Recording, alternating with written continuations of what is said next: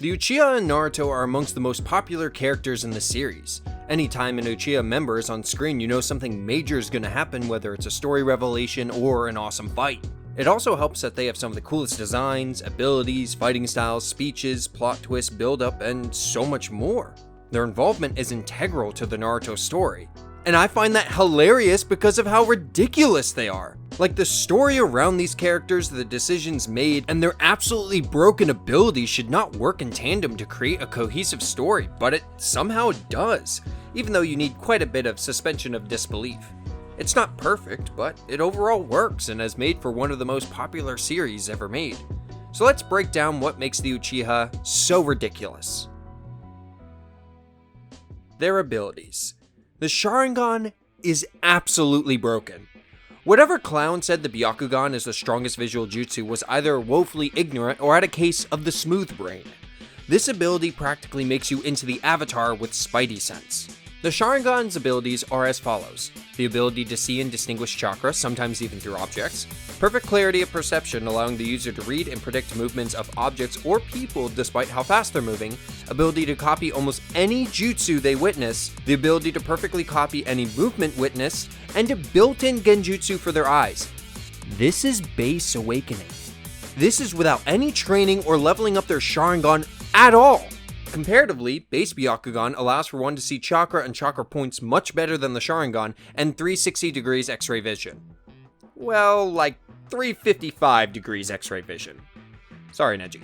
Already the Sharingan is sounding better than the Byakugan, especially when you consider the Byakugan can only be upgraded about once, I believe, which no one gets in the base show.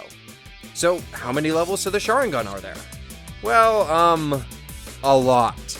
Technically, there are 4 levels: Basic, Mangekyo, Eternal Mangekyo, and Renegon. But some of these levels have levels within themselves, each more progressively powerful than the last, upgrading existing abilities and adding new ones. Abilities gained are among the most powerful in the series, such as Kamui, Amaterasu, Tsukuyomi, Susanoo, and Almighty Push, just to name a few. Some users even get abilities in Sharingan that are completely unique to them. Mind reading, seeing into the future, transferring memories, pocket dimensions, phasing through solid objects, and more is possible if you have the Sharingan.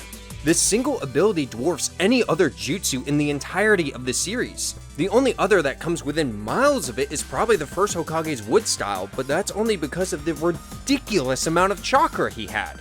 You don't see Yamato as insanely powerful despite having wood style too, yet every Uchiha in the show that is proficient with the Sharingan is insanely powerful. The Sharingan invalidates so much of the power system in the Naruto universe. It gives the user access to nearly the entirety of any witnessed ninjutsu, taijutsu, genjutsu, and grants some of the most powerful unique jutsu. The Uchiha are amongst the hardest to hit because of their visual prowess and reaction time, and they still have one of the best defenses through Susanoo. They lack in no areas. The only real downside is that they may go blind if they overuse their abilities once reaching Mangekyo level, which most Uchiha find a way around, leaving them without a weakness, besides maybe a bit of insanity. I know most Sharingan users never reach Mangekyo level, due to the difficulty and the conditions involved, but the series showcases at least 7 people within a few years of each other that do have it. The risk versus reward for Sharingan users is completely skewed, making Uchiha's existence feel, well, ridiculous. It's a miracle there's anyone that can fight them because an Uchiha can steal and maximize almost any move that they see. The only character where the Sharingan had any sense of relative balance was Kakashi, because of the incredible strain it took for him to actually use it. It was a special trump card rather than a tool that he could use at any time, at least until the war arc. As stated earlier, the other Uchiha didn't struggle as much with the strain, or they find a way around it. While the Sharingan is really cool and awesome, it kind of invalidates so much of the power system within the series, making me kind of wish it didn't exist, or at least not in the way it does now. Story and decisions. I am convinced every Uchiha in this series is utterly insane. The Uchiha's routes to solving problems is the equivalent of a hostage situation where the chief of police, rather than negotiating with the captor, decides to level the building with 3 tons of dynamite. Yes, the hostage situation is technically solved, but you killed everyone involved, including the hostages! I'll mainly be focusing on Itachi's story, but in a lightning round I'll cover some of the others. Let's get started. At 4 years old, Itachi witnessed the tragedy of war and loss. An injured ninja from another nation that he helped even tried to kill him. Rightly overwhelmed with the reality of this world and seeing the futility of life, he decides to jump off a cliff to take his life? What? He's 4! How is he contemplating the deepest parts of living at 4, even understanding what's going on around him? I get he's a genius and I guess he has trauma, but man, that's a bit crazy. Alright, moving on. Let's see what else is here. He graduated the academy at age 7, 8 he mastered the Sharingan, 10 he passed the tuning exams, by 11 he got into the Anbu, and by 13 he was Anbu captain. Holy cow. Like, I know they used child soldiers in this series, but this is a little ridiculous. Naruto is still practically eating glue at these ages. So Itachi gets caught up between his loyalties to the village and his loyalties to the clan. The Uchiha, who have always been faced with discrimination and distrust, are being oppressed due to the attack of the Nine Tails, which the higher-ups of the Leaf believe it may have been done by their clan through the Sharingan. Segregated to the outskirts of the village and stripped of their positions as officers, plans of a coup begins, and Itachi's father, Fugaku, is at the center of it. Remember, Itachi's only 13 here. He is torn. What is he supposed to do? He decides to strike a deal with Danzo and slaughter his entire clan if his little brother is spared. Excuse me? Danzo? You mean the guy that stole his best friend's eye and pushed him to turn the power off button for his life? Who kidnaps and kills Uchiha clan members in his off time, stealing their eyes? Yeah, Itachi strikes a deal with that guy, while knowing all of that. Oh, he also recruits a guy that killed his buddy a couple years back. The person he thinks is Madara frickin' Uchiha, the village's greatest enemy. Man, he's really got the dream team here. What the frick is his plan? Like, even the spineless third Hokage said earlier that episode he was still open for peaceful resolution through negotiation. Like, why would you not at least try to explore that? The people you're teaming up with are the greatest dangers to the village, and you're thinking that as a 13-year-old, you can rein them in through blackmail? They're both stronger than you. Or at least, Obito is.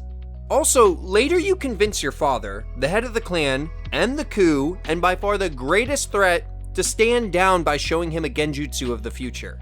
He doesn't want to fight you, and he's willing to give up everything in order to avoid that. And you still go through with killing him and the entire clan! Like, the threat of the Civil War was just squashed. Why does everyone else need to die? Once again, that analogy of blowing up the building in order to save everyone sort of thing.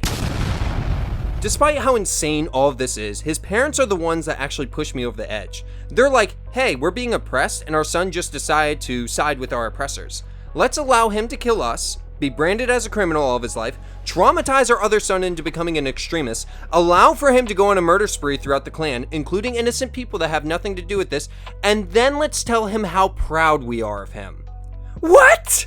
What is wrong with you? Why not just give up the coup and save everyone else? If a genjutsu that gives Fugaku a glimpse into Itachi's hope for the future was all it took to convince him to sacrifice himself and the entire clan, why didn't he just frickin' negotiate? Does this mean everything could have been avoided if Itachi showed him a genjutsu before the attack?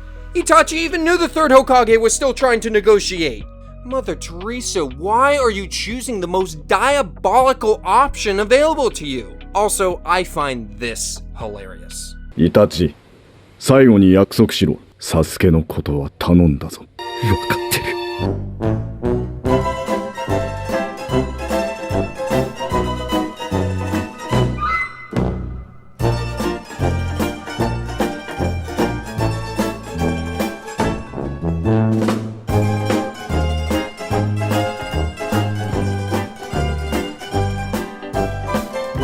Because of Itachi's actions, Sasuke suffers from terrible PTSD. He can't connect with people properly, is manipulated by extremely dangerous individuals, joins an extremist organization, technically two, becomes a murderer, and tries to take over the world. Did Itachi's actions stop the coup? Yeah, he did, by completely killing the other side, including women, children, and other non-combatants, and put into motion a whole bunch of other conflicts that the village that he so desperately wanted to protect got wrapped up in. Like, if you wanted to stop the revolution through a premeditated strike, why not just take out the leaders of the group and deal with the aftermath? I guess that's too complicated and not dramatic enough of a response for the Uchiha. So, what about the other Uchiha stories? Let's look at Obito. Obito had a good upbringing, friends, a master, and was loved by the elderly in the village due to his kindness. When he was 13, what's with people having terrible things happen to them at 13? Anyways, he witnessed his childhood crush sacrifice herself to protect the village, stopping a nefarious plot. Obito in a craze killed every enemy ninja in the area, and when all was settled, he declared the world to be hell and that he would be the one to fix it. So he started an extremist organization, killed his master and master's wife, slaughtered his clan, attempted to destroy the village, began a world war, tried to kill his best friend just so that he could place the entire world into a genjutsu, one where he would be reunited with his childhood crush after 20 years. He practically nuked the world to get a virtual reality with a girl that wasn't even his girlfriend. What the frick? Like, I know I'm simplifying things for a comedic effect, but this is still the skeleton of his story. If you want some more details on a comparison between Obito's story and a better written one, I would suggest you check out my video on existential storytelling on screen now. So, Sasuke. Sasuke wanted revenge, so he joined 2 extremist organizations. He worked alongside various international criminals in order to gain enough power to kill his brother, despite having Kakashi right there to teach him how to use the Sharingan. After finally killing Itachi, he tries to take over the world and kill his best friend. Madara was an advocate for peace who used the rational methods of world war, manipulation, and genocide to achieve it. These people are crazy! Now, this isn't to say all these stories are poorly written or I dislike all these characters. Well, some of them I do. The point of this video is to poke fun at how ridiculous and over the top the Uchiha are. They even have the in-canon excuse for a lot of their actions being that they feel more than other people, which also gets coined as the curse of hatred, a type of insanity that can come along with powers of the Sharingan, but it's kind of inconsistent. A lot of what they do technically makes sense. They're seeing an issue and they're providing a solution for said issue. It's just that all their solutions are so extreme, and coupled with their Swiss Army knife-like abilities, I see them just as utterly ridiculous. Yet, Kishimoto still manages to weave an engaging story with these characters, nonetheless. Do you think the Uchiha are ridiculous, or are their abilities and decisions completely reasonable? Let me know your thoughts in the comments down below. Thanks for watching my video to the end, and I'll see you next time. God bless.